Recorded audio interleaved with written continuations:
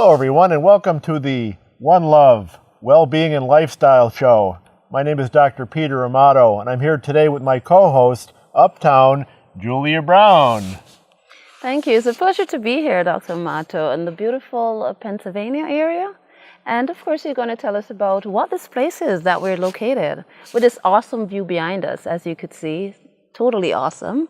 So tell us where we're at. Absolutely. Ms. Brown comes from the friendly island of St. Martin in the Caribbean. And we're here today in the endless mountains of northeastern Pennsylvania at a facility called the Harmony Mountain Institute for Living. It's a 100-acre estate that's filled with all different types of aspects regarding healing of mind, body, and spirit medicine. Thank you for coming out today for the show. We have quite an incredible guest today coming to join us as well. Yes. We have someone who specializes in the mind and the body and the spirit. He's quite intuitive in what he's accomplished in his life, and he's going to be focusing today as a trainer, a professional trainer. He's a bodybuilder and a fitness trainer. And his name is PJ Newcomb, Patrick Newcomb. Really excited to have him on the show today with us. Yes, I'm so looking forward to interview this awesome individual, great energy coming from him. And I'm sure the audience is going to feel just what we're feeling also. Yes? Absolutely. Well, let's take a break and we'll bring him right back to join us. Okay, welcome back to the One Love, Wellbeing and Lifestyle Show. And as promised, we have the awesome PJ Newcomb. Welcome to the program, PJ. Thank you, Julia. Okay, great having you. Great energy, positive vibes from this person. And today we're going to talk about the importance of sports-specific training. All right, you're going to share with us a little bit about what's the brand, Muscle Mechanics, and what do you do as a sports personality? Muscle Mechanic is a brand I've registered myself under as a personal trainer and also a deep tissue specialist. So I work with clients in training as far as sports-specific training, meaning athletes, as well as functional training is people that just want to improve their health and stay healthy. And then I do deep tissue work on a vast array of people, from athletes to people in pain. Wow. We know that's very intense, very intense. So, absolutely, Julia. Patrick calls himself the Muscle Mechanic, everyone. I think that name is so cool. And I'm fascinated because you actually train world-class athletes. Mm-hmm. That's very interesting to have someone on our show today, Ms. Brown, that trains world-class athletes. Mm-hmm. But he does something rather unique, okay? And it's all about the importance of sports-specific training, okay? And that's what he specializes in for the athlete. What makes it important, and how would you work with certain athletes and professionals in training them, sir? Well, again, sports-specific was the term that you mentioned, and it's just that, whether it's golf, boxing, football, basketball, each sport, the athlete uses their body in a different way. So what I do, as the muscle mechanic is, in this case, working with athletes is give them specific exercises related to their sport so they can improve whatever it may be so that they play their sport better. For example, I have a boxer that I work with, and we may show some video of Jimmy.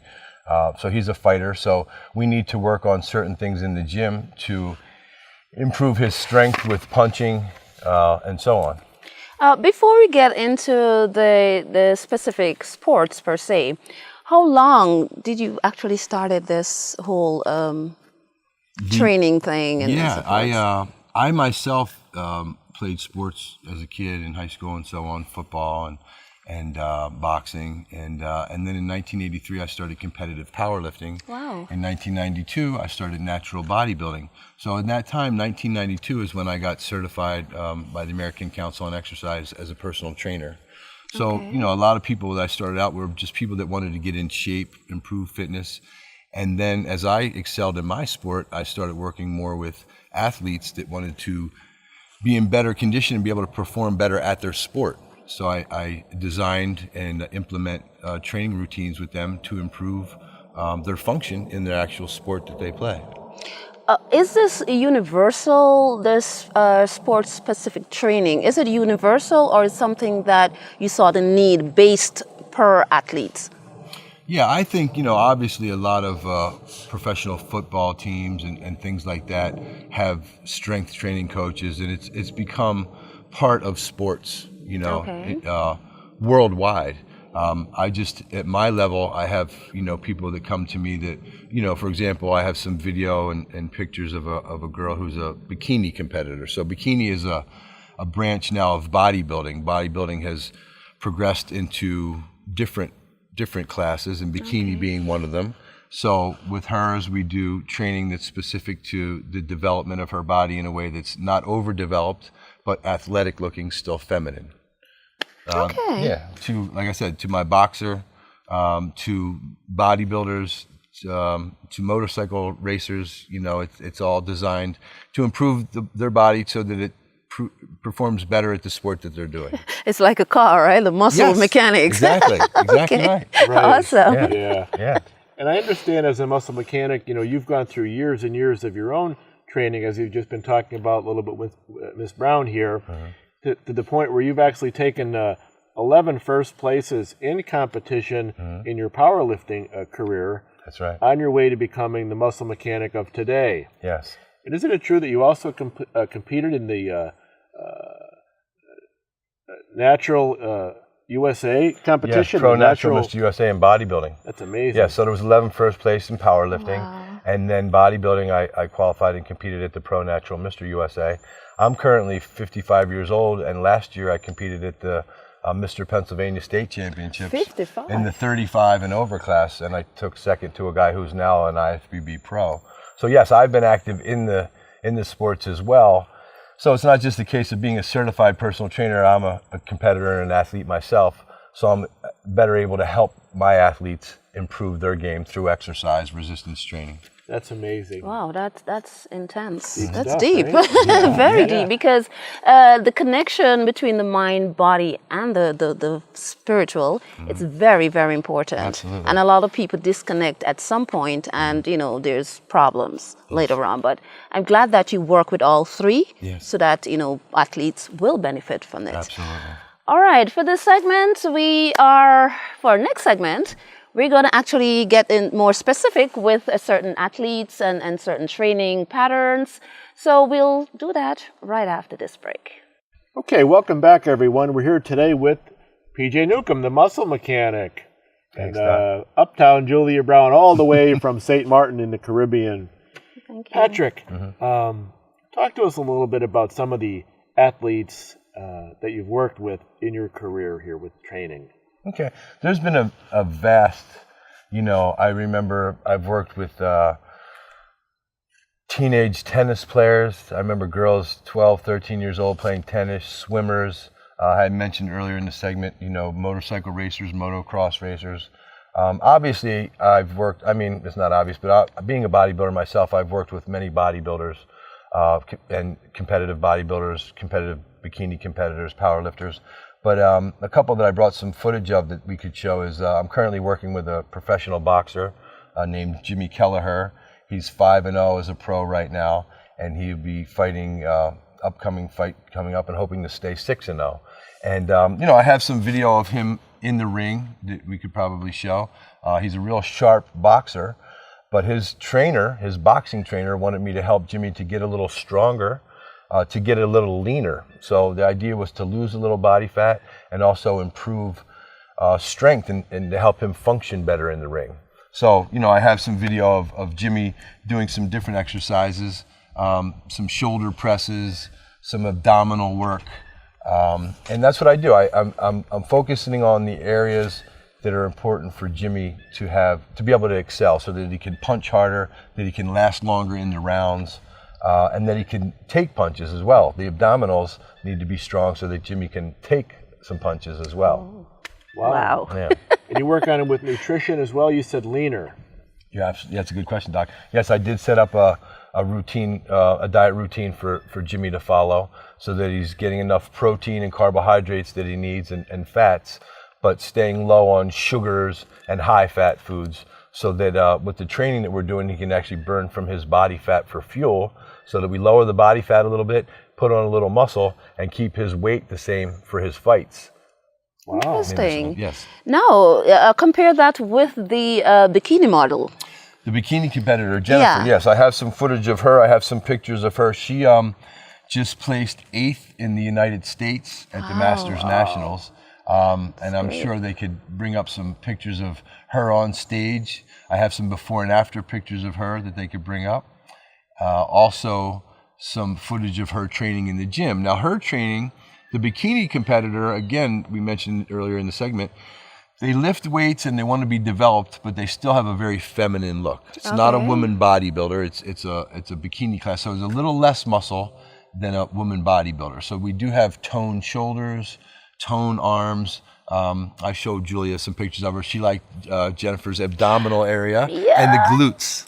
So we work the gluteus muscles, the hamstrings, to create shape and tone, but not to get overdeveloped. So again, the science goes into it. I keep the repetitions higher. I keep the exercises to the areas like the glutes and the hamstrings that we want to develop, but not overdo the chest, shoulders, and arms. All right, because I'm not too much into sports right now. I used to be, involved into quite a bit of sports, pretty much all the major sports. But now, you would train, I would go to definitely a different kind of training other than those that is in it so far. I will have to start from the basic and then get up, right? Yeah, if you chose to have your body, mimic what we have with Jennifer, there would be some similarities with the training. There would be areas that we would work on developing, but then there were also, with Jennifer, she's got a very lean body type. So with that, we would implement more cardio. To help burn body fat, to tone more. And then again, like the diet, like Doc talked about, I do that with Jennifer as well. We have her protein, carbohydrates, and fats, which are called your macronutrients. We have them all set at a number. So if we want to take away more fat, we restrict a little bit more on some fats maybe and carbs, and we implement a little bit more cardiovascular work, treadmill, whatever. Okay, sounds good. Yeah, you may get Julie Brown on stage. You never know, right? You never know. Yeah. Patrick, the type of training that you provide, is it with machines? Is it with exercises? Is it with fitness balls? Tell us, what is the ingredients, and how would you approach one client different than another with the range of variables in the gym? That's a great question, Doc. With Jennifer, I use an array of the things that you mentioned. I am not strictly free weights or strictly machines, or I'm not strictly anything. I believe that there's a benefit and a use for all of the different things in the gym. So with Jennifer, I have her do some free weights. I have her do some machines, again, to focus on the muscles that we want to work. Now with Jimmy, I get into using some things. For example, one of the videos, Jimmy's standing on a Bosu ball. Bosu stands for both sides up. You could either use it with the round side or the flat side. And what happens is you have to balance while you're on that ball. So you're also working the neuromuscular system, not just the muscles. I think he's doing a shoulder press on there. So he's not just working the shoulders with the dumbbells, but he's also working his neurological system, his balance, and his core to stabilize while he's on the ball. So with Jimmy, he's a boxer. It's more of a functional type of training for performance. Jennifer, she needs to be seen. So we're training her more to make changes visually to her body. So great question. That's amazing. We're here today with PJ Newcomb, the muscle mechanic, everyone. And we're going to take a short break now, and we'll be back. Okay, welcome back to the One Love Wellbeing and Lifestyle Show. We have with us our guest, PJ Newcomb. The muscle mechanic. The muscle mechanic, of course. And our lovely Dr. Peter Amato, my guest host. PJ, I have a question for you. With all of the work you've done with these professional world-class athletes, man, the amount of discipline and pain that goes into training. I know myself, when I try to maintain a discipline, it's hard. And here you have world-class athletes that have to sustain so much. how does that go down? In other words, how do you help them stay the path, if you will, and really stay focused and mindful? That's a great question, Doc. And what Julia mentioned earlier, how do I help them? Is it just physically, or is it physically, mentally, and spiritually? Yeah. And that's where that part comes in. There's some amazing athletes in our world, professional and otherwise.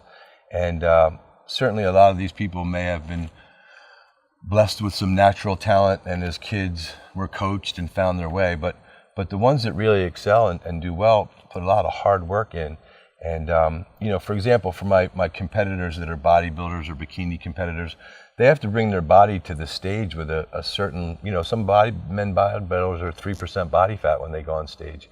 And even the bikini competitors, Jennifer that we mentioned, she's a 35-year-old gal, mother of 2. So to get her body fat down to 5% body fat is a real challenge.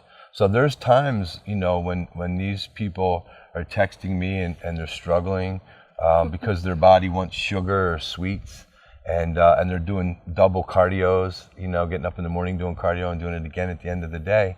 You have to help them to wrap their mind around what the goal is. What are we trying to achieve here, and stay focused off of the challenge of it, and keep our mind's eye on what our goal is. And a lot of times I'll just try and remind them, because again, I've been there myself. I know what it's like to have cravings, and I know what it's like to want to be the best that day of the contest. So I try and get them to visualize standing on the stage that day. Right now, visualize yourself on stage at that moment under those lights with the judges, the other competitors, and nowhere else to hide. And that's what I need to focus on to get myself through this craving of a sugar or sweet or a donut or whatever the case may be. So yeah, that's where the mental and the spiritual challenge comes in, as well as being tired because you're dieting and you have to do cardio and a workout.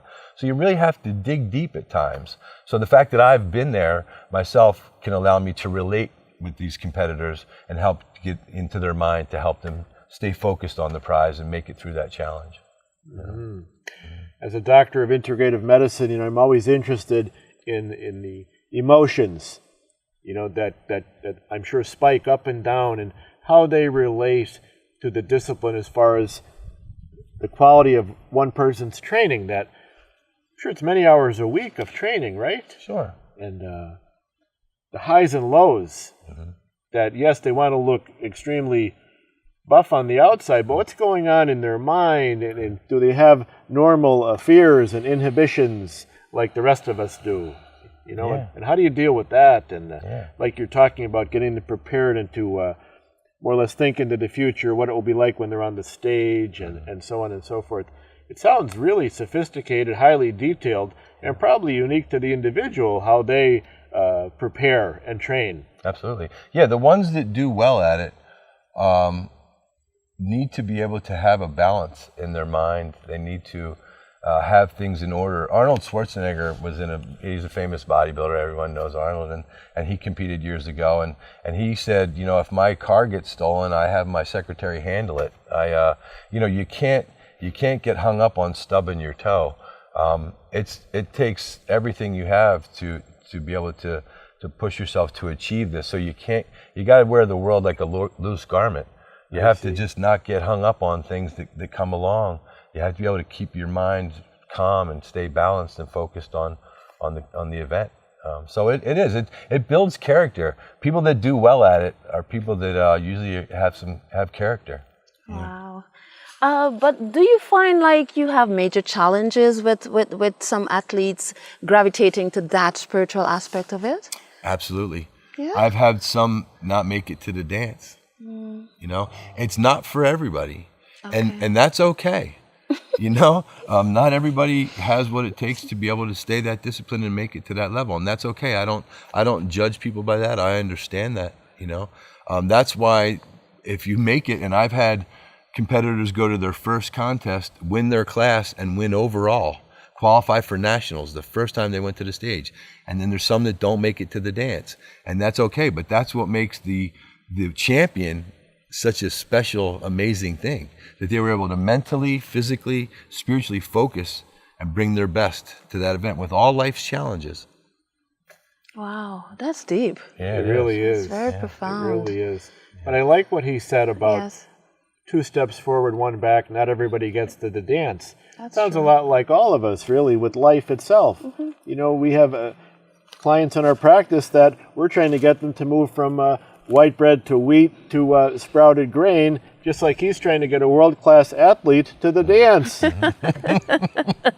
Some do, some It's all don't. relative, absolutely, Right. Doc. Yeah. And I'm sure it pushes your buttons as their coach, their trainer. So you really have to be top of your game if and when you can. And some days you're the student, and some days you're the teacher as well. Yeah, and that's why I did compete. You know, I competed. I'm not a young man. I competed years ago, but I just competed last year in the PA State Championships, and it was almost so that I could empathize with my clients, so I could have even more respect for them to understand I still can do this too. I'm willing to go through the fire as well. Wow.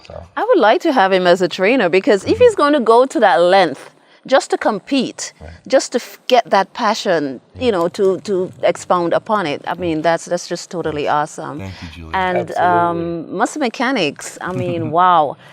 That's a place that I think most athletes would want to gravitate to, at least some of his teachings and you know, seeing what or where is the next level of competition and what they can do to better themselves. Absolutely. Yeah? Okay, welcome back to the show, guys. Thanks, Great, Julia. awesome topics, very deep emotions coming from our guest in terms of the passion in what he does and how he trains his people and how he wants to see the best from them. So we're just going to ask you, because we know there are persons, athletes out there, and just regular people like me and Dr. Amato, that is struggling with conditioning our bodies and getting the proper nutrition.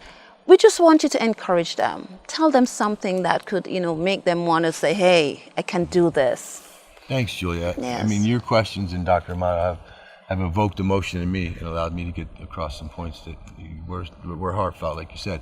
I guess the bottom line is, you know, we go through this life and there's no expectations. You know, you don't necessarily have to be the best athlete.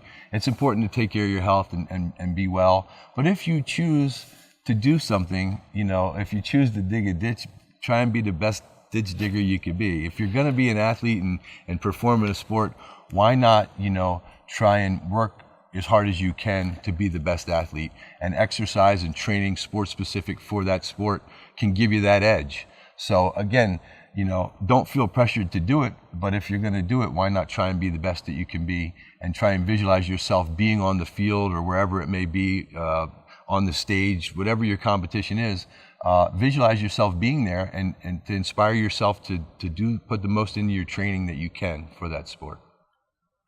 That's all I had. Thanks. Oh, wow. And I'm sure it has impacted someone. So on that note, I can't say anything else than thank you. Thank you for being here and you, sharing Julia. this experience with not only us, but also to our viewing audience. And thank as you. well. The Thank you, muscle Doc. mechanic, everyone. One love, over and out.